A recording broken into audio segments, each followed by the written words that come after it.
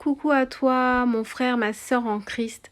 Vraiment, j'espère que tu te portes bien et surtout que tu arrives à garder le moral et l'espérance dans ce contexte difficile. C'est vrai que en ce moment, entre la crise sanitaire, les catastrophes naturelles, la crise économique mondiale et aussi tous les autres soucis que l'on doit traverser au quotidien, il est difficile de garder l'espérance et il est beaucoup plus aisé, malheureusement, de céder au découragement, au désespoir.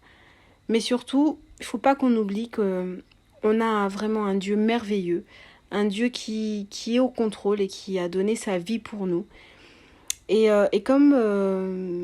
Comme il est dit dans Marc 4, du verset 35 à 41, le Seigneur, il est avec nous dans la barque. Il est avec nous même quand les tempêtes se lèvent dans notre vie. Comme ses disciples, parfois, dans cette barque, on a l'impression que la tempête est tellement violente qu'elle va finir par nous submerger complètement. On a vraiment cette sensation que les vagues des problèmes viennent taper sur notre vie et qu'elles sont si puissantes qu'elles vont finir par complètement faire s'effondrer et engloutir cette barque. Mais il faut qu'on garde confiance parce que Dieu est au contrôle de chaque situation. Et comme il nous dit dans ce passage de Marc 4, du verset 35 à 41, le Seigneur, réveillé, il menaça le vent et il dit à la mer, « Silence, tais-toi !» Et le vent tomba, il fit un grand calme. Et Jésus leur dit, « Pourquoi êtes-vous si craintifs ? N'avez-vous pas encore la foi ?» Et je crois que vraiment c'est une question qu'on doit se poser en fait, malgré ces situations qui viennent bouleverser notre vie, malgré ces situations qui viennent bouleverser la barque de notre foi. Pourquoi sommes-nous si craintifs ? N'avons-nous pas encore la foi, malgré les situations que nous pouvons traverser ? Malgré ce travail que tu n'as pas encore trouvé, malgré cette maison que tu n'as pas encore trouvée, ou ces conflits que tu dois supporter au sein de ta famille. Et vraiment, il ne faut pas qu'on oublie que le Seigneur est au contrôle et que c'est lui qui apaise les tempêtes de notre vie et qu'il a ce pouvoir de dire à la mer et au vent, silence, tais-toi. De dire à nos problèmes, silence, tais-toi. Et vraiment, je prie que le Seigneur puisse vraiment nous fortifier et qu'il puisse faire grandir notre foi afin que, malgré les problèmes que l'on peut avoir dans notre vie, qu'on ait vraiment cette confiance aveugle qu'il est avec nous dans cette barque, qu'il est avec nous malgré la tempête et qu'il est au contrôle et qu'il ne va pas nous abandonner. Il est fidèle, il a toujours été fidèle et il le sera encore. Et pour ça, j'aimerais qu'on s'appuie sur la parole de Dieu et du coup sur le psaume 17. Le psaume 17, « Il m'a libéré car il m'aime. Du maître de chœur, du serviteur du Seigneur de David, qui adressa au Seigneur les paroles de ce cantique, au jour où le Seigneur le délivra de la main de tous ses ennemis et de la main de Saül, il dit : Je t'aime, Seigneur, ma force, Seigneur mon roc, ma forteresse, Dieu mon libérateur, le rocher qui m'abrite, mon bouclier, mon fort, mon arme de victoire. Louange à Dieu. Quand je fais appel au Seigneur, je suis sauvé de tous mes ennemis. Les liens de la mort m'entouraient, le torrent fatal m'épouvantait. Des liens infernaux m'étreignaient, j'étais pris au piège de la mort.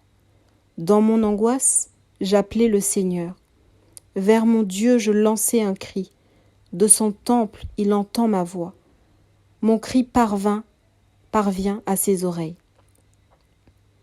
Amen. Vraiment, déjà, ces premiers versets me touchent beaucoup parce qu'en fait, on voit vraiment l'amour et la confiance que David avait pour le Seigneur.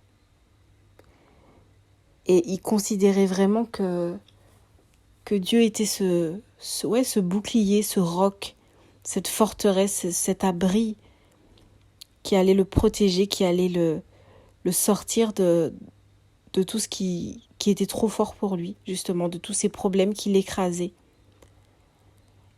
Et vraiment, ce que j'aime aussi dans ces versets, c'est que on voit vraiment que le Seigneur, il peut nous sortir de tout, de toutes les difficultés, des liens de la mort, du torrent fatal, les liens infernaux, les pièges de la mort.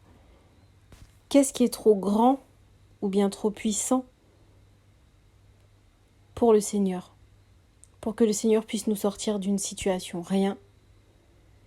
Rien n'est plus grand que Dieu. Donc peu importe la situation, aussi compliquée soit-elle, aussi difficile soit-elle, il faut vraiment que nous puissions rester confiants parce que Dieu est Dieu. Dieu est au contrôle. Et vraiment ma prière aujourd'hui, c'est que le Seigneur Jésus vraiment puisse nous fortifier. Vraiment que Jésus renouvelle nos forces, qu'il nous donne encore la force de faire ce pas de foi supplémentaire vers lui. Qu'il augmente notre confiance en lui, en tout temps et en toutes circonstances, même les plus désagréables. Et que justement, ces circonstances désagréables puissent être le lieu de croissance spirituelle, le lieu justement d'établissement d'une foi inébranlable, parce qu'on verra sa main agir. On verra le Seigneur nous sortir de ces situations et notre foi grandira de jour en jour. Donc vraiment que les Seigneurs puissent nous fortifier à travers ces épreuves, qu'ils puissent nous aider à traverser ces épreuves tout en nous tenant la main et qu'on puisse continuer de marcher de victoire en victoire par sa grâce. Voilà, donc je vais pas être trop longue. Et je vais vous partager, je vais chanter une louange que j'aime beaucoup. Cette louange, je l'aime beaucoup parce qu'elle me rappelle justement de là où je suis sortie et ce que le Seigneur il a fait. Et ça m'encourage aussi pour continuer, pour la suite. Et ça me donne vraiment beaucoup d'espérance. Donc j'espère qu'elle vous fera autant de bien qu'elle m'en fait. Et voilà.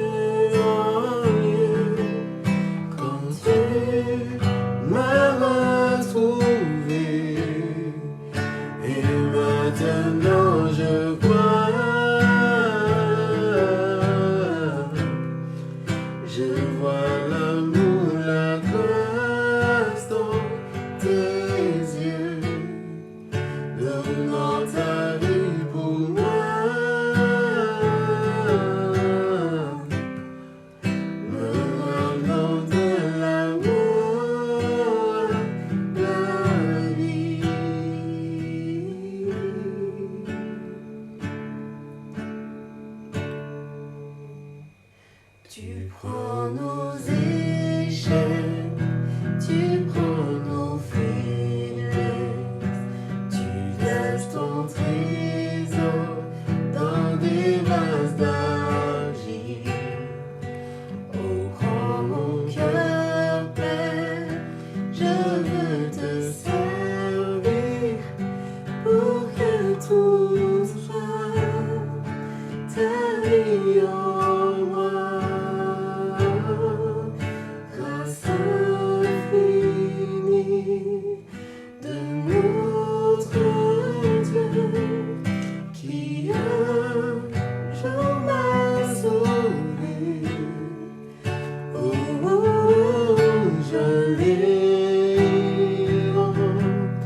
de lieu en lieu quand tu m'as retrouvé.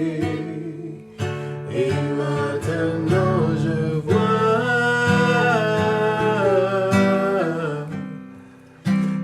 vois l'amour, la grâce dans tes yeux, donnant ta vie pour moi.